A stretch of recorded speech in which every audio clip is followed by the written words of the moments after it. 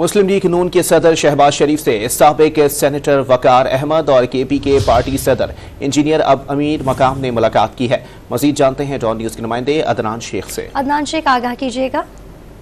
आज बिल्कुल साबिक सेनेटर वकार अहमद और अमीर मकाम ने आशियाना इकबाल रेफरेंस में बरियत पर शहबाज शरीफ को मुबारकबाद दी है और शहबाज शरीफ ने सेनेटर वकार और अमीर मकाम का शुक्रिया अदा किया है। और इस मौके पर दोनों रहनुमाओं ने मुल्क की मजमूई सूरत-ए-हाल और आम इंतखाबात की तैयारियों के हवाले से तबादला ख्याल किया है। शहबाज शरीफ का इस मौके पर कहना था कि जो नवाज शरीफ की क़यादत में नून लीग हमेशा कौम के एतमाद और तवक्कुआत पर पूरा उतरी है और माशी खुद इंसारी के लिए सियासी इस्तेहकाम और कौमी काबिश दरकार है, जबकि महंगाई से आवाम को निजात दिलाना अव्वलीन तरजीह है। उनका कहना था कि पाकिस्तान और आवाम को माशी बदहाली से निजात दिलाना कौमी एजेंडा है और माशी मफादात का तकाजा है कि सियासी इस्तेहकाम से ही बुरानों का मुकाबला किया जाए। जबकि इस मौके पर सेनेटर वकार अहमद ने 16 माह के दौरान वज़ीर-ए-आज़म के तौर पर शहबाज शरीफ की पाकिस्तान को डिफॉल्ट से बचाने की कोशिश को भी सराहा है।